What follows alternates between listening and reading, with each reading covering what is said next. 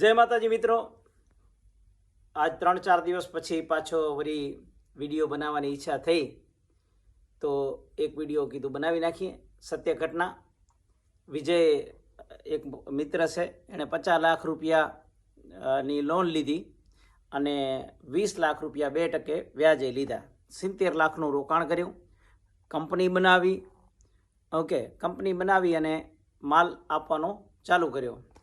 એમાં શરૂમાં શું છે કે એને ખબર નથી કે કોણ પાર્ટી જેન્યુન છે કે કોણ પાર્ટી જેન્યુન નથી. એટલે ઉધારે માલ આપવાનું ચાલુ કર્યું. પ્રોડક્શન કર્યું. ઓકે, એમાં 2 પાર્ટી રૂપિયા લઈને, મતલબ જેને માલ દીધો હતો એ 2 પાર્ટી ઉઠી ગઈ અને એ 2 પાર્ટી જે જગ્યાએ હતી ત્યાંથી લોકેશન ચેન્જ કરીને વોટેવર જ્યાં પણ હાલી ગઈ. હવે આ 40 લાખ રૂપિયાનો માલ જેને દીધો એ 40 લાખ રૂપિયા તો ત્યાંથી આવે નહીં. આ બાજુ 2% વ્યાજે રૂપિયા લીધા, એને વ્યાજ ભરવાનું, એને રૂપિયાની મુદલ દેવાની. આ બાજુ 50 લાખની લોન લીધી, એનો EMI ભરવાનો. હવે આ ભાઈ કઈ પરિસ્થિતિમાં આવે? બરાબર. એટલે એ વ્યક્તિ એવી હાલતમાં આવ્યો છે કે હવે નથી EMI ભરવાની તાકાત, હવે નથી આને વ્યાજ દેવાની તાકાત, અને નથી આગળ કંપની હલાવવાની તાકાત. કારણ કે જે ઇન્વેસ્ટમેન્ટ હતું એ તો ઉધારીમાં દઈ દીધું, પાર્ટી ભાગ ગઈ, ઉઠી ગયા. એટલે હવે આની પરિસ્થિતિ શું થાય?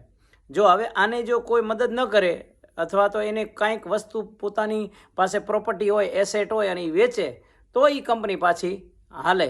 એટલા માટે એક ખાસ વિનંતી કરું છું બધાને કે જે પણ ધંધો કરો ને, કદાચ કોઈ 25 લાખનો માલ ન લે કાંઈ નહીં, ભલે 5,000નો લે તો રોકડે ધંધો કરો. બરાબર. ઉધારીએ સોદા ન કરો. કોઈ પણ વ્યક્તિ, અરબીમાં એક કહેવત છે, અવલ ફુલુસ બાદેન કલામ, પહેલાં રૂપિયા ને પછી વાત. સમજ્યા? તમારા કને મોબાઈલ લેવા આવે કોઈ પણ માણસ, કે તમારા કને તમારી જમીન કદાચ તમે સોદો કર્યો હોય, કે મકાનનો સોદો કર્યો હોય, કે તમે કપડાં કોકને વેચ્યા હોય, કે તમે જ્વેલરીનો ધંધો કરતો હોય, તમે જે ધંધામાં હો તે ધંધામાં, લાલચમાં આવી અને ઉધારે ધંધો ન કરજો. નકા કાલે એ સામેવાળો માણસ પૈસા નહીં દે, તમે ઉઠી જશો. સમજ્યા?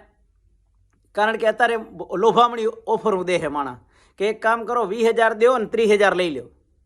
ઠીક છે? 40,000 દો ને 50,000 લઈ લો. મોબાઈલ છે તો તારો મોબાઈલ કેટલાનો છે? તો 40,000નો. એક કામ કરો, હું તને 50,000 દઈશ. સમજ્યા? અને તને હું મહિના પછી પૈસા દઈ દઈશ. પછી મહિના પછી પૈસા આવે નહીં. 40,000ના 50,000 તો ઠીક, 10,000 ના આવે. એટલે તમે ઓના વાંહે દોડો, એ તમારા વાંહે દોડે. એટલે પહેલાં રૂપિયા ને પછી વાત. આ કામ કરજો, નકર કાંઈ એક 5 હાથમાં નહીં આવે.